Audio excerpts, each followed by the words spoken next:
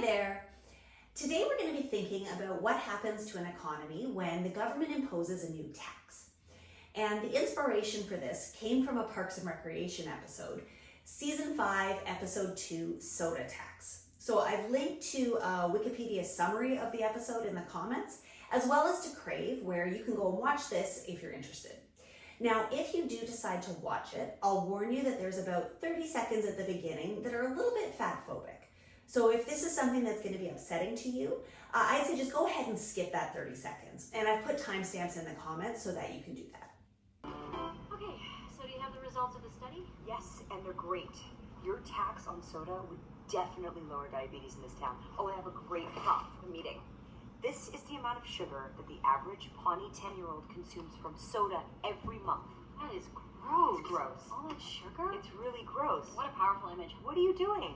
Now, to think through the impact that Leslie's soda tax would have on economic activity in Pawnee, we need to know where Pawnee is to begin with. And since I don't have any data on Pawnee, like unemployment or inflation, I'm just going to assume that we're starting from the long run equilibrium. So let's set that up on our aggregate demand, aggregate supply graph. Now, I really want to go back to basics here. So let's think about what the axes on this graph are. The horizontal axis is going to be output. Okay, and we think of this as real output, so you want to be thinking in terms of units of stuff. Now, there's another way to think about this, which is that output is also equal to income. So everything that is produced in Pawnee gets distributed to Pawnee residents as income, either in the form of wages or in the form of profits or returns on investment. Now, to simplify things, we're going to assume that Pawnee just produces one good. And I'm going to think of this as candy. So if you've ever watched Parks and Rec, you know that there's a big factory in Pawnee called Sweetums that produces a variety of sweets and candy products. So I'm just going to put this all into one product and assume that what's on the y-axis is just the amount of that product that is produced in any given year. Now, of course, Pawnee residents may want to consume something other than that product. They're just going to have to import that from outside the city. On the y-axis here, we're going to have the price level. Now, in an economy with many goods, we would think of this as an average price level, weighting by how important each product is in final demand. Of course, in this economy, it's just going to be the price of that candy product that is produced at Sweetums.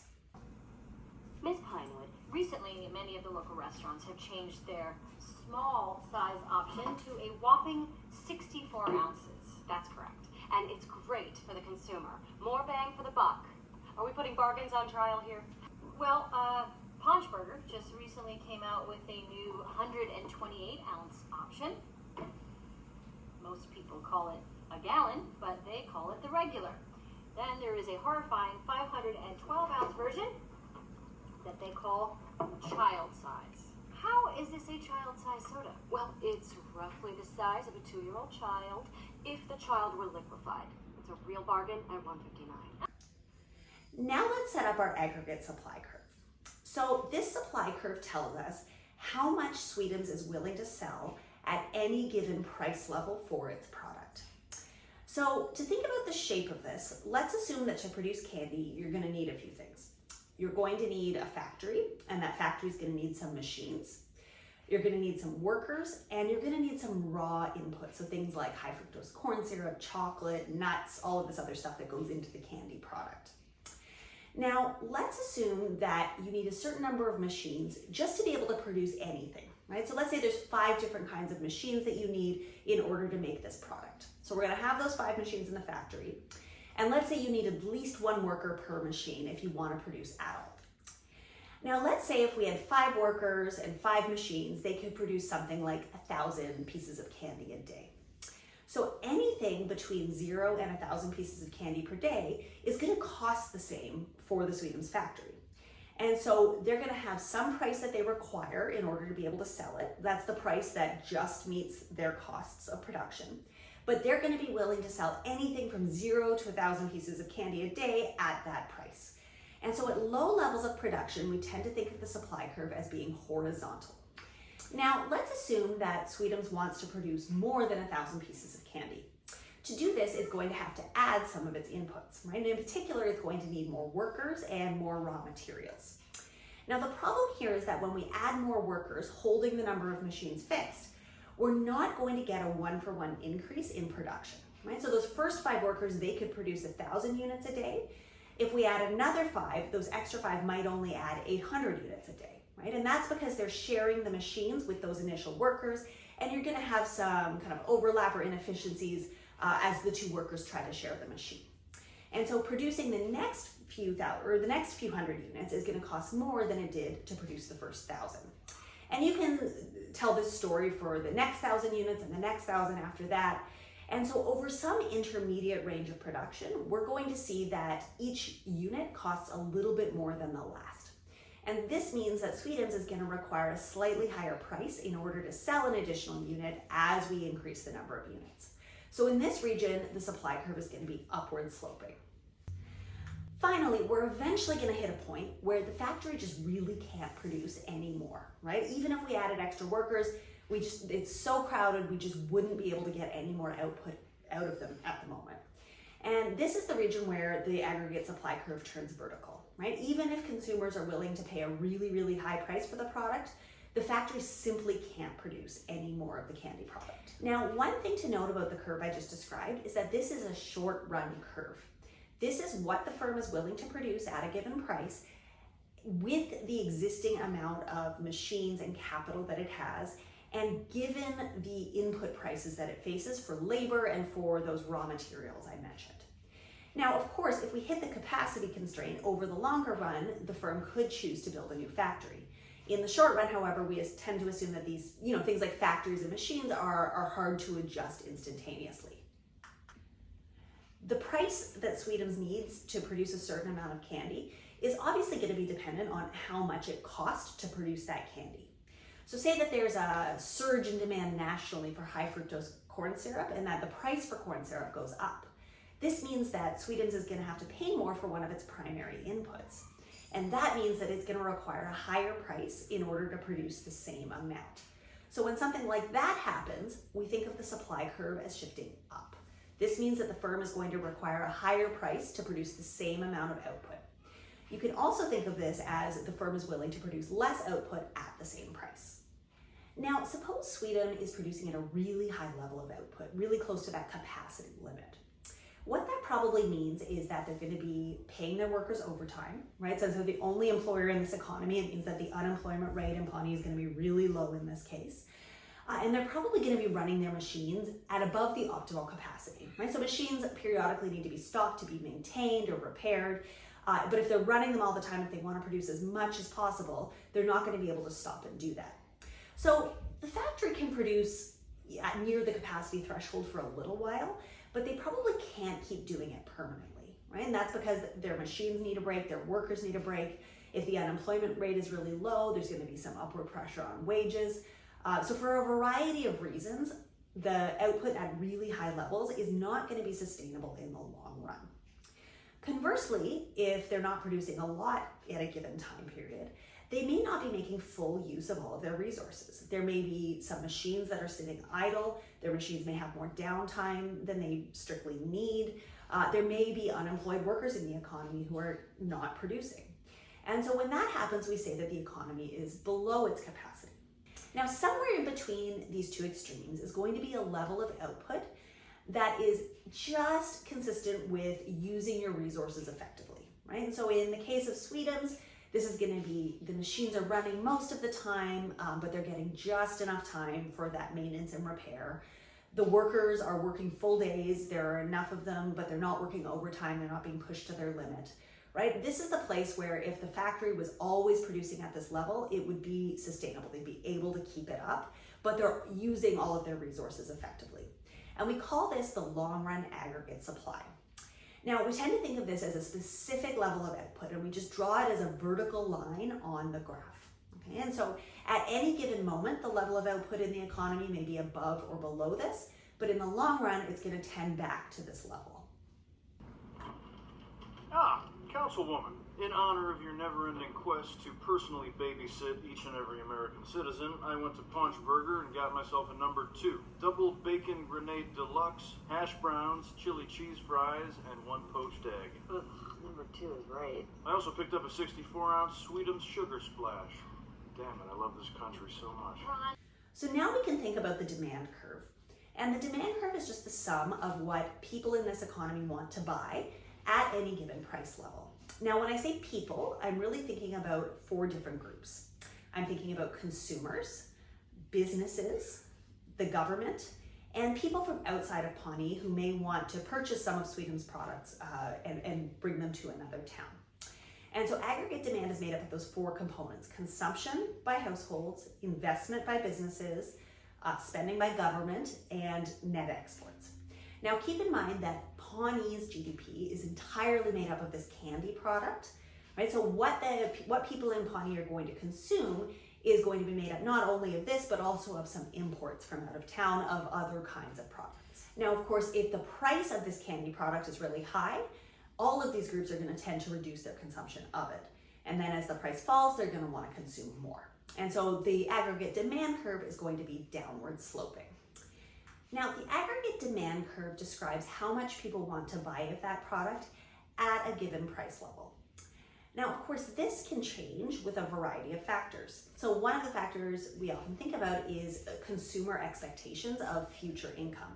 So even conditional on where they are right now and what the prices are right now, if people feel like their incomes are rising, that they're going to be getting richer over time, if they're optimistic, then they might buy more at a given price level. So if consumer expectations improve, then what we would expect is to see the demand curve shift to the right. Another thing that can affect the aggregate demand curve here is what's going on in the economy outside of Pawnee, right? So here we're just modeling Pawnee's economy, but you could think about a situation where maybe other cities in the US are getting richer and they start wanting to buy more of Pawnee's products at a given price level. That's going to increase the exports piece of aggregate demand and cause the curve to shift to the right as well. The output and price level in Pawnee is going to be determined by the intersection of the short-run aggregate supply and aggregate demand curves.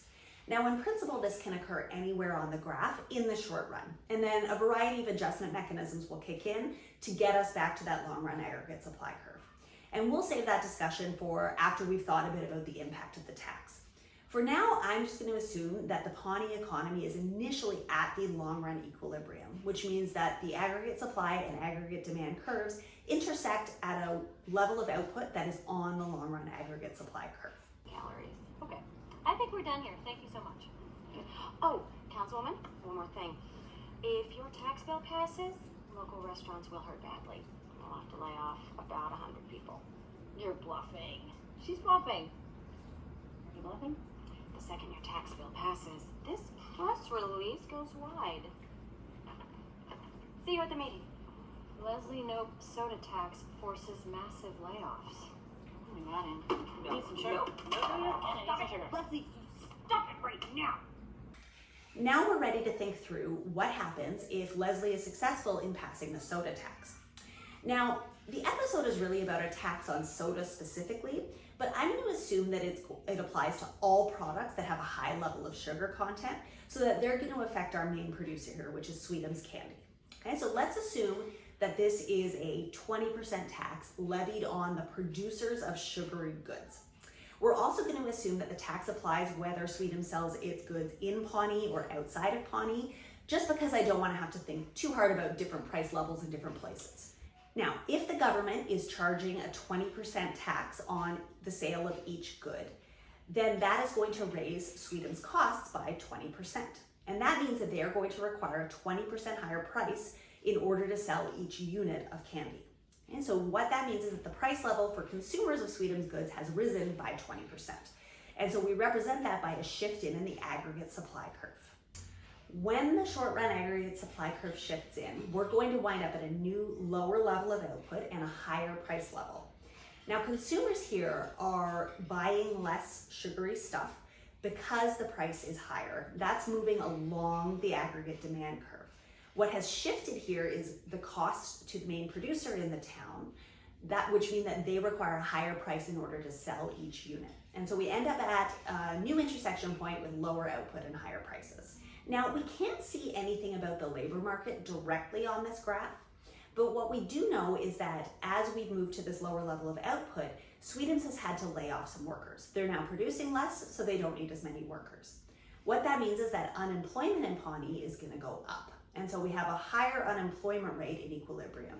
Unemployment is now going to be higher than what we think of as the natural unemployment rate, which is the unemployment rate that results from people moving around from job to job or maybe having a skill mismatch with employers.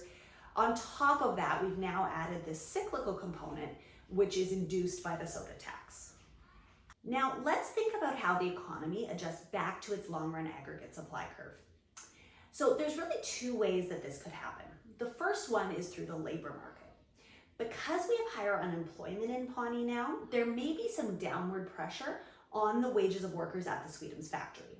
The company now has the power to go to its workers and say, hey, there are all these unemployed folks who are willing to take your job. I'm going to give you a pay cut. If the workers get a pay cut, then the aggregate supply curve is going to shift to the right. And this is because the costs of production are now lower.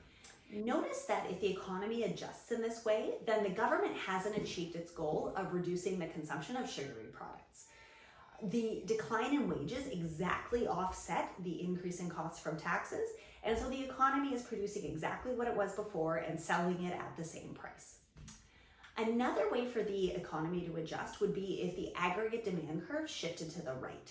And the most likely reason for this to happen would be for the government to pass some sort of stimulus package, right? So if you're the government of Pawnee right now, you're looking at high unemployment rates and declining incomes, and you probably want to do something about that. Now, because this economy only produces one thing, government stimulus is going to take the form of the government just going out and buying Sweetums products, and that's going to directly increase aggregate demand. If the economy adjusts in this way, the net result is that the price level is going to be higher, but the real output is going to be the same as it was before. Now, whether the government has achieved its goal of reducing consumption of sugary products depends on what they do with the Sweetums products that they bought in their stimulus package. If they decide to just throw them out, then yeah, Pawnee residents are going to be consuming less sugar in this new equilibrium. If, however, they decide to redistribute those products, they've purchased them and they're going to give them out, then we end up at exactly the same outcome that we had before, where the economy is producing just as much sugary stuff and people in Pawnee are consuming it. Councilwoman, no. How do you vote? Aye. Strongly in favor. The soda tax measure passes 3-2. Yes, I am very pleased with my vote because I voted my conscience. And by the way, she's totally bluffing about laying people off. You watch. Anyway, I may have made some enemies today, but that is part of the job. And who knows, maybe in the future my enemies will become my friends. Stranger things have happened. Let's keep it down out there.